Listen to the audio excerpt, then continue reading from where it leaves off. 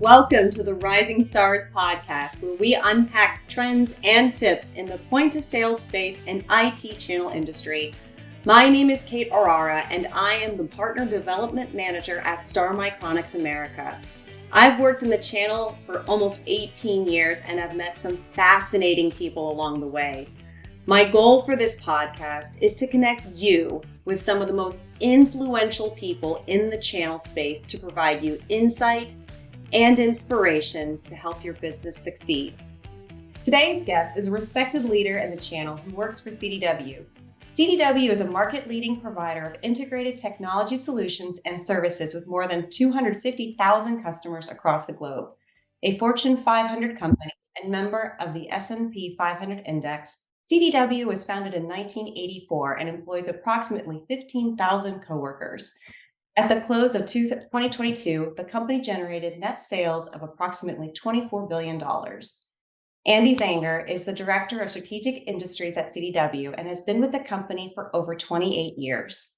During Andy's tenure, he has helped many high-profile retailers implement solutions to enhance their customers' experience, gain better insight into their business, and use technology as a competitive advantage for their brands. Prior to CDW, Andy worked in the retail industry, serving as the assistant store manager in charge of operations for a big box retailer, which started his journey of identifying ways that brands can use technology to improve efficiencies and enhance the customer experience. Andy leads the teams at CDW, who, amongst other things, are responsible for helping to bring new industry-specific solutions and services to market and providing industry expertise to their clients, coworkers, and partners. I personally met Andy Szanger at an industry event about 9 years ago, which is crazy that much time has passed. And I have found him to not only have a wealth of knowledge and information, but he's a true leader and mentor in the channel. He's always open to conversations about ideas on how to improve the channel and just a great person overall. So without further ado, thank you so much for taking time to chat with me today, Andy. No, thank you, Kate. I really appreciate that great intro. And it is kind of crazy to think about how long we've been working together because it certainly doesn't feel that long. It doesn't, but time flies as you get older, right? I guess so. I guess so. Well, I watched the panel that you did with David Dobson from Intel at this year's NRF around consumer expectations. And I thought it would be great to discuss some of the things that you mentioned around supply chain concerns, retail technology investments, self-service, and so on. For those that are listening or watching that haven't seen this panel, I will go ahead and include a link in the show notes so you can watch that at another time if you'd like. I highly recommend it. But, it has been, 3 months, because we're recording this on April 17th. So I'm kind of curious if maybe some of the items that you discussed then have maybe even changed since the show. I mean, everything does move so fast in the technology industry.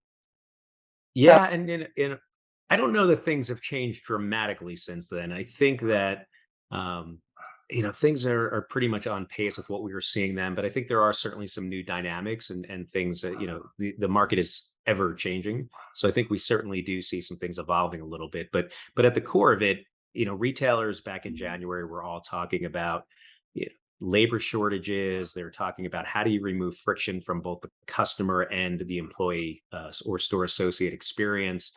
And ultimately, none of that's changed. I think the economy, as the year has gone on, is still a challenge, and people are concerned about it. But I think it's probably slightly less impactful at the moment on overall spend. Although I think retailers are changing the way they're looking at spending.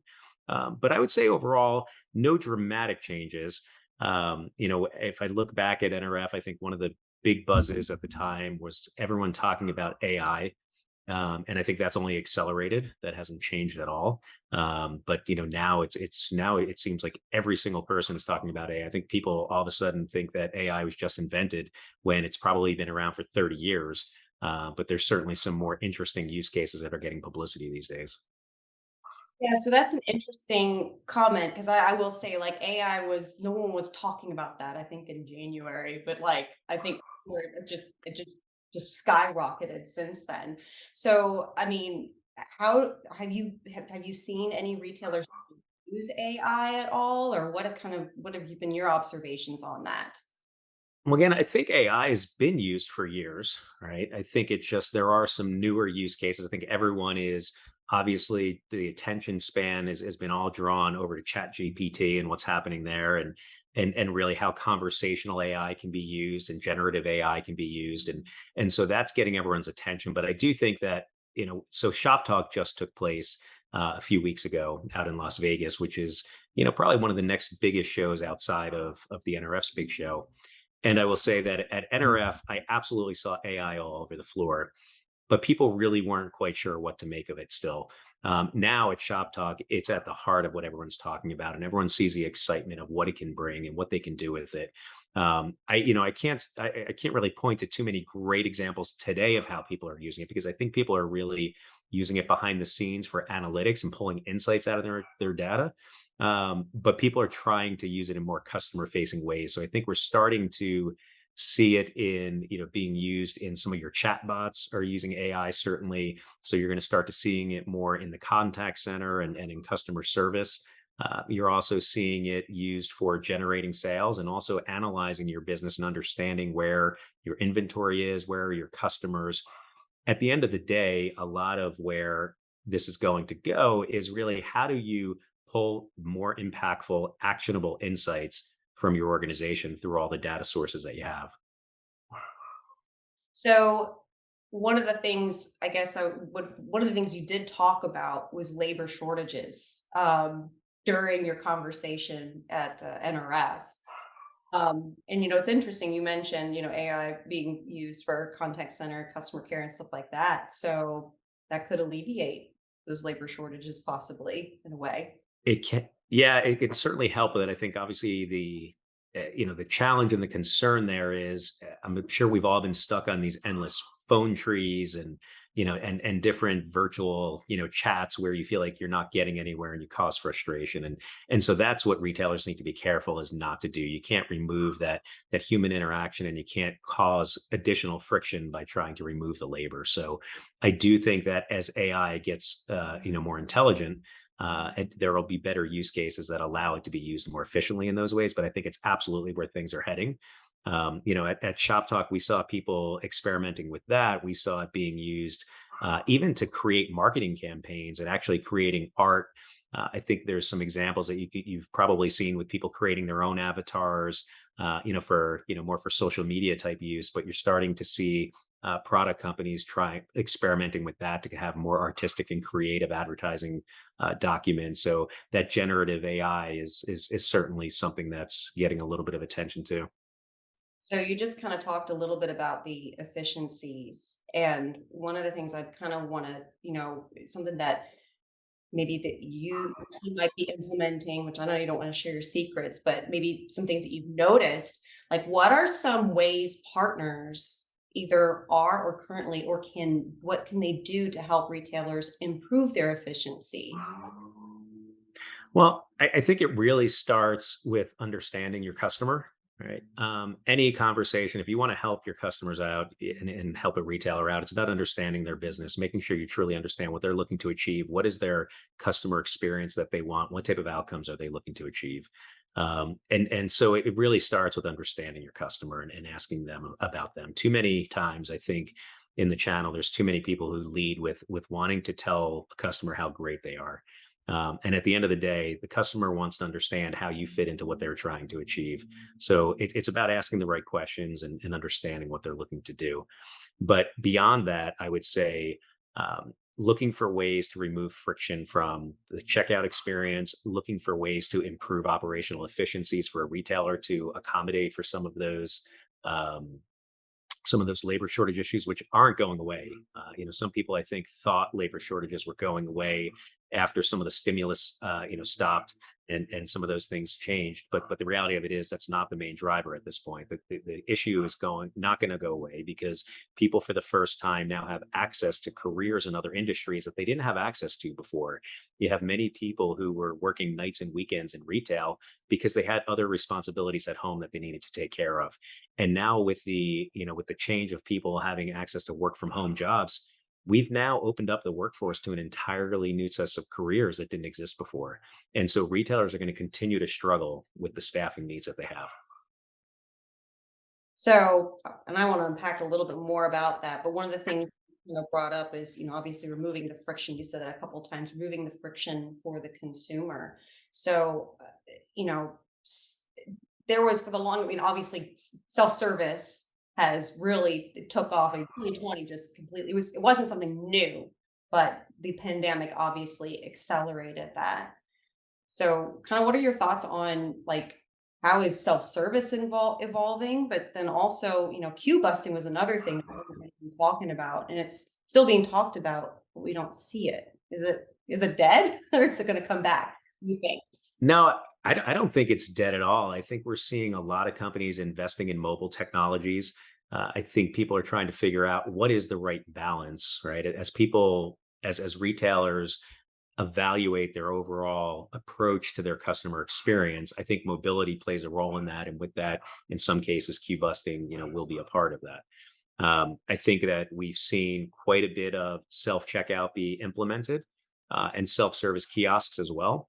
But at the end of the day, it really does come back to that experience and looking at how to, and when we talk about removing friction, how many times have you been at a self checkout and sat there and struggled with scanning a QR code or and some item not found or your payment won't go through and you have to sit there and wait for someone to come over? Um, every time that a customer has a bad experience at self checkout, they're going to be less likely to want to use that, and they'll find ways or places that they can have a more seamless transaction. So we're starting to see new approaches to self checkout, including using computer vision instead of barcodes. People are looking at experimenting and testing using RFID at checkout. We're seeing some great implementations and examples of that. um, but also tap to pay. uh, there's a lot of different ways to remove friction from that checkout experience, and some of it is also about that unified retail experience. So we need to make sure that we're enabling our customers to start and end their journey any place they want to. And so having that seamless journey from online to in store uh, is part of that as well. Okay. So, as far as you talked about the computer visioning. I've seen the RFID, the computer vision. Can you expand a little bit about on that? Because that's a little bit maybe because I live in South Carolina, we're Yeah. lower down here than we are everywhere else, but I'd love to kind of hear a little bit more about that. Yeah, so what we're seeing is, and it's still early on, and I think self checkout in general, we're going to see continue to evolve, right? Everything through autonomous checkout, and I think we're a little ways away from seeing that in big box formats, right, and in the larger store footprints. But computer vision is playing a role in checkout, in being able to essentially what you can do with this is you can take multiple items all at the same time. You could drop them on the counter.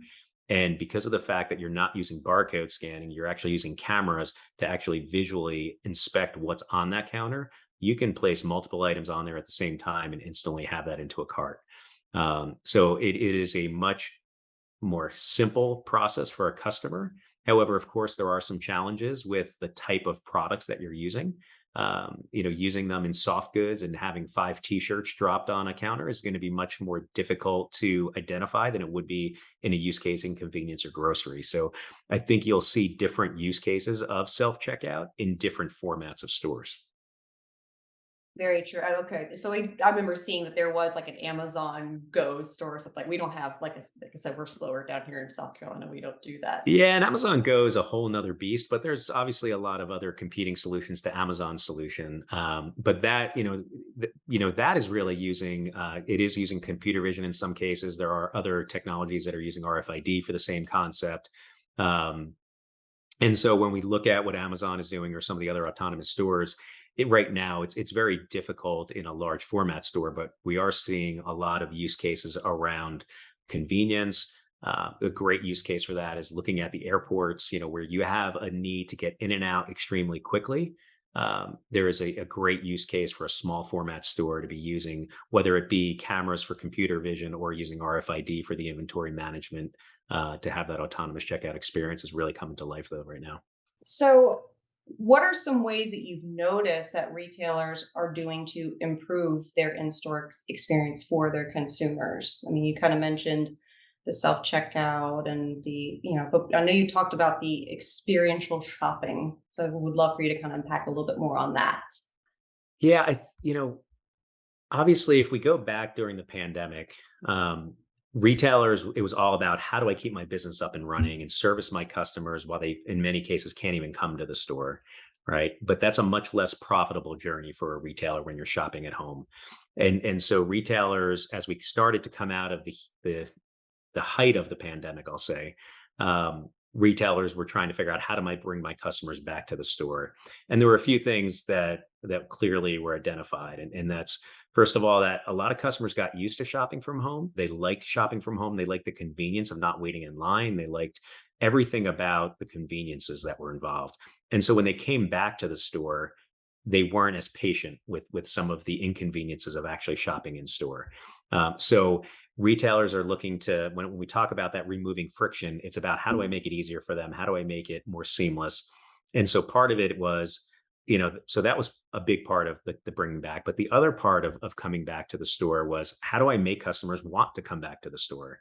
And so part of it is that removing the friction, making it easier to shop. And other reasons are looking for additional reasons for a customer to want to come back to the store. And when they get there, spend more time in the store. And so that could be as simple as having some marketing activations and different events that are hosted in the store, reusing some spaces within the store in new ways that you may not need because you're lightening some of the shopping spaces and reutilizing it in different ways. But it's also doing some interactive experiences. So a couple of different examples. So using RFID can allow us to create a lot of interactive digital signage experiences. So how about when you pick up an item off of a shelf and you bring it over to a kiosk, the kiosk automatically lights up and actually starts to interact with that product that you have. So let's say in a shoe store example, maybe I pick up the shoe, I bring it over to a kiosk. That kiosk can instantly recognize what product I'm carrying. I don't have to scan it. I don't have to sit there and figure out what part to look up. But this kiosk knows based off that RFID tag what shoe I'm holding. They could then show you other colors that may come in. They can show you what sizes are in stock. They could even automate the ability to order, and ship that to your home if we don't have it in stock. How about also lighting up other digital signage in the area that maybe you picked up a basketball shoe? So how about we light up the digital signage displays with other information about basketball and other items, that just change the entire feel of the store and the area that you're in. Just one example of how that might be utilized in a store. And there's, if we think about some of our spirits companies or spirits retailers, how about if you picked up a bottle of vodka and it actually on the display, it actually brought up a bunch of recipes that you might want to, take a look at, and other spirits that you might want to buy along with that. So there's a lot of different ways that the technology can make the experience a little bit more interactive for you. Another example of this could be your digital fitting rooms. If you bring in a shirt into the fitting room, you try it on, it's not fitting. How about the ability to actually have a store associate bring to you another size of that same shirt, or maybe a different shirt or a pair of pants that complement it? Maybe it even recommends it, saying, "Hey, that shirt that you're trying on would look great with this pair of pants." Okay. I would like that spirits one. I could probably get a couple creative drinks, especially now we're coming up in summer. Barbecue's coming up. So That um, conversation can spiral out of control real quick. yeah, it probably could. It probably could. Maybe one podcast I'll have a nice little cold drink in front of me. It's for another day. Well, where do you think, or have you seen maybe a situation where, I mean, I'm sure we could all name something, but maybe where retailers might be falling short, that they're kind of an oversight to what the goals should be? Yeah, I think it all comes down to understanding, and I don't want to sound like I'm a broken record, but understanding what you want your customer experience to be, right? And so when retailers are making decisions about their technology, they need to be thinking about how does this impact my customer experience and how does it impact my store associate experience? Because when you have a bad store associate experience, the customer can feel it. And so it's important to make sure that you think about the changes that you're implementing Am I removing friction from my store associate experience? And am I removing friction from my customer's experience? And again, I feel like a little bit of a broken record, but those are two key pieces. If you're going to get that customer experience right, you need to be thinking both about your store associate and your customer, of course. Well, what's funny is you don't sound like a broker, but it hits home the point that you're saying. So, like you were saying that some of the, when you were talking about what partners need to do is to listen to the retailer, to the end user, so they can understand what their challenges are. But at the same time, retailers need to listen to their consumers, and it's Yeah, and less talking. for sure. And if you, and to kind of, I'm sure you could relate to this, but I'm sure you've been to a store and maybe you had to do a return or you had a question for them, or maybe it's the checkout experience even. And when you go up there, you can tell the person wants to help you, but they're struggling or fumbling with the entire experience, and they can't get your credit card to process, or they can't find the right information for you. Maybe they don't have the ability to tell you whether or not they have the shirt they're out of stock on. They can't tell you if the next town over has that item in stock because you need it right away before you go on a business trip. And so they're just fumbling and they're trying to help you and they're apologizing to you. That's an example of store associate friction that needs to be removed, right? What is the bottleneck that they can't access the information they need and they can't execute on performing that level of customer service that we want? So to fix that, I mean, what are some ideas that you would have to kind of help them, or what would you, as a, if you were leading a retailer or partner to guide them, what would you tell the retailer? This is what you should try doing. Well, it's a hard one because it's going to be different for every customer, right? But at a high level, I think it would start with understanding, making sure that a retailer understands what a store associate experience is like. So I think that the IT teams, the leadership teams, and the business leadership team should all be getting out into the stores and seeing what that shopping experience is like, both as a customer, but then also looking and seeing what their store associate's experience is like. Because if you're not starting with the customer and the store associate in your plans and understanding the impact it has on them, you're never going to get it right. So I think that's really the starting point, and then understanding what do you want that journey to look like for the customer, and then start figuring out where the gaps are. Maybe it's an outdated point of sale system.